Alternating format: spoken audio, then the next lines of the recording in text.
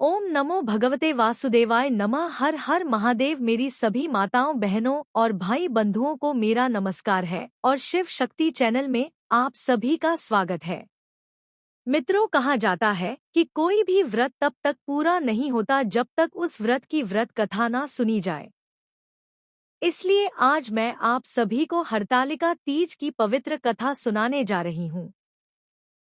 अतः आपसे आग्रह है कि वीडियो को पूरा देखिएगा और यदि अभी तक आपने चैनल को सब्सक्राइब नहीं किया है तो चैनल को सब्सक्राइब करके बगल में बनी घंटी को जरूर दबा लीजिएगा ताकि मैं आपके लिए ऐसी ही कथा कहानियां लाती रहूं। तो चलिए मां पार्वती और भोलेनाथ के दर्शन करते हुए कथा को शुरू करते हैं। परंतु उससे पहले आइए जानते हैं हरितालिका तीज के व्रत के महत्व को। मित्रों, हरितालिका तीज का व्रत पूर्ण रूप से माता पार्वती और भगवान शिव से जुड़ा है। कैसे माता पार्वती ने तपस्या करके भगवान शिव को अपने पति रूप में प्राप्त किया, इस व्रत से जुड़ी कथा में भी इसी का जिक्र है। हर साल यह त्योहार भाद्रपद माह के शुक्ल पक्ष की तृतीया तिथि को मनाया जाता है। यह व्रत मुख्य रूप से सुहागन महिलाओं के लिए है। इस दिन सुहागन महिलाएं अखंड सौभाग्य और सुखी वैवाहिक जीवन के लिए व्रत रखती हैं। वहीं कुंवारी कन्याएं मनचाहा वर पाने के लिए भी यह व्रत रखती हैं। इस व्रत में महिलाएं मां गौरी और शिव जी का पूजन करती हैं। साथ ही सौभाग्यवती होने का आशीर्वाद मांगती हैं। विवाहित महिलाओं के लिए यह व्रत बेहद महत्वपूर्ण माना जाता है। हरतालिका तीज व्रत कठिन होता है क्योंकि इस दिन महिलाएं निर्जला उपवास करती हैं। इस दिन पूजा के दौरान व्रत कथा सुनने से पूजा का पूर्ण फल प्राप्त होता है। तो चलिए मां पार्वती और शिव जी के दर्शन करते हुए हरतालिका तीज व्रत कथा का रसपान करते हैं। भक्तों, ऐसा कहते हैं कि इस व्रत के महात्म्य की कथा भगवान शिव ने पार्वती जी को उनके पूर्व जन्म का स्मरण करवाने के मकसद से कही थी, जो इस प्रकार है। शिव जी बोले, हे गौरी पर्वतराज, हिमालय पर गंगा के तट पर तुमने अपनी बाल्यावस्था में अधोमुखी होकर घोर तप किया था। इस अवधि में तुमने अन्न ना खाकर केवल हवा का ही सेवन किया था। इतनी बड़ी अवधि तुमने सूखे पत्ते चबाकर काटी थी। माघ की शीतलता में तुमने निरंतर जल में प्रवेश कर तप किया था। बैसाख की जला देने वाली गर्मी में पंचाग्नि से शरीर को तपाया था। श्रावण की मूसलाधार वर्षा में खुले आसमान के नीचे बिना अन्य जल ग्रहण किए तुमने यह तप किया था। तुम्हारी इस कष्टदायक तपस्या को देखकर तुम्हारे पिता बहुत दुखी हुए और नाराज भी थे। तब एक दिन तुम्हारी तपस्या और पिता की नाराजगी को देखकर नारद जी तुम्हारे घर पधारे। तुम्हारे पिता ने नारद जी का उचित सम्मान किया और उनसे उनके आने का कारण पूछा। तब नारद जी बोले, हे गिरिराज, मुझे भगवान विष्णु ने यहाँ भेजा है और मैं उन्हीं के भेजने पर यहाँ आया हूँ।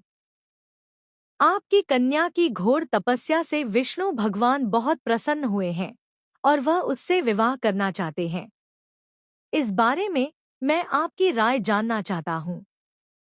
नारद जी की बात सुनकर पर्वतराज अति प्रसन्नता के साथ बोले, श्रीमान, यदि स्वयं विष्णु मेरी कन्या का वरण करना चाहते हैं तो मुझे क्या आपत्ति हो सकती है। वे तो साक्षात ब्रह्मा है।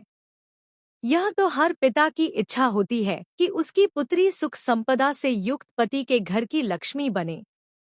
तब नारद जी तुम्हारे पिता की स्वीकृति पाकर विष्णु जी के पास गए और उन्हें विवाह तय होने का समाचार सुनाया। परंतु जब तुम्हें इस विवाह के बारे में पता चला तो तुम्हारे दुख का ठिकाना ना रहा। तुम्हें इस प्रकार से दुखी देखकर तुम्हारी एक सहेली ने तुम्हारे दुख का कारण पूछा तो तुमने बताया, मैंने सच्चे मन से भगवान शिव का वरण किया है, किंतु मेरे पिता मेरा विवाह विष्णु जी के साथ तय कर दिया है। मैं विचित्र धर्म संकट में हूँ। अब मेरे पास प्राण त्याग देने के अलावा कोई और उपाय नहीं बचा। तुम्हारी सखी बहुत ही समझदार थी। उसने कहा, प्राण छोड़ने का यहाँ कारण ही क्या है। संकट के समय धैर्य से काम लेना चाहिए। नारी के जीवन की सार्थकता इसी में है कि जिसे मन से पति रूप में एक बार वरण कर लिया जीवन पर्यंत उसी से निर्वाह करें। सच्ची आस्था और एक निष्ठा के समक्ष तो भगवान भी असहाय हैं। मैं तुम्हें घनघोर वन में ले चलती हूँ, जो साधना तल भी है और जहाँ तुम्हारे पिता तुम्हें खोज भी नहीं पाएंगे। मुझे पूर्ण विश्वास है कि ईश्वर अवश्य ही तुम्हारी सहायता करेंगे।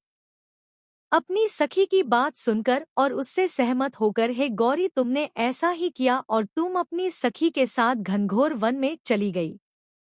यहाँ तुम्हारे पिता तुम्हें घर में ना पाकर बड़े चिंतित और दुखी हुए। वे सोचने लगे कि मैंने तो विष्णु जी से अपनी पुत्री का विवाह तय कर दिया है। यदि भगवान विष्णु बारात लेकर आ गए और कन्या घर पर नहीं मिली तो बहुत अपमान होगा। ऐसा विचार करके पर्वतराज ने चारों ओर तुम्हारी खोज शुरू करवा दी। इधर तुम्हारी खोज होती रही, उधर तुम अपनी सहेली के साथ नदी के तट पर एक गुफा में मेरी आराधना में लीन रही। भाद्रपद तृतीया शुक्ल को हस्त नक्षत्र था। उस दिन तुमने रेत के शिवलिंग का निर्माण किया। रात भर मेरी स्तुति में गीत गाकर जागरण किया।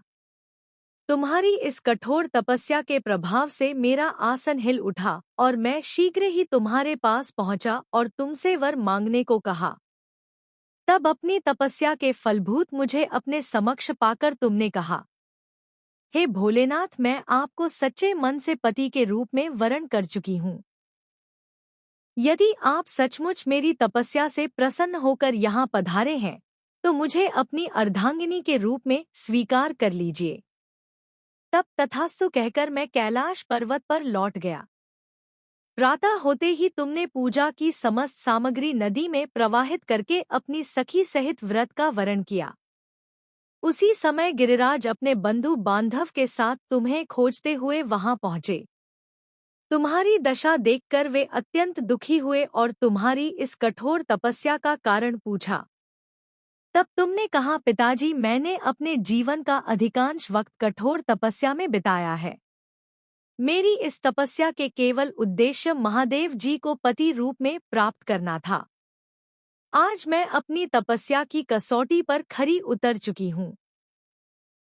क्योंकि आप मेरा विवाह विष्णु जी से करने का निश्चय कर चुके थे, इसलिए मैं अपने आराध्य की तलाश में घर से चली गई। अब मैं आपके साथ घर इसी शर्त पर चलूंगी कि आप मेरा विवाह महादेव जी के साथ ही करेंगे। पर्वतराज ने तुम्हारी इच्छा स्वीकार कर ली और तुम्हें घर वापस ले आए। कुछ समय बाद उन्होंने पूरे विधि विधान के साथ हमारा विवाह किया। भगवान शिव ने आगे कहा, हे पार्वती, भाद्रपद की शुक्ल तृतीया को तुमने मेरी आराधना करके जो व्रत किया था उसी के परिणाम स्वरूप हम दोनों का विवाह संभव हो सका। इस व्रत का महत्व यह है कि मैं इस व्रत की पूर्ण निष्ठा से करने वाली प्रत्येक स्त्री को मनोवांछित फल देता हूँ। इस व्रत को हरितालिका इसलिए कहा जाता है क्योंकि पार्वती की सखी उन्हें पिता और प्रदेश से हर कर जंगल में ले गई थी। हरत अर्थात हरण। हरत का अर्थ है हरण करना और आलिका का अर्थ है सखी। अतः इस व्रत का नाम हरितालिका व्रत पड़ा। भगवान शिव ने पार्वती जी से कहा कि इस व्रत को जो भी स्त्री पूर्ण श्रद्धा से करेगी उसे तुम्हारी तरह अचल सुहाग प्राप्त होगा। भक्तों, मान्यता है कि इस व्रत को करने वाली स्त्रियां पार्वती जी के समान ही सुखपूर्वक पति रमण करके शिवलोक को जाती हैं।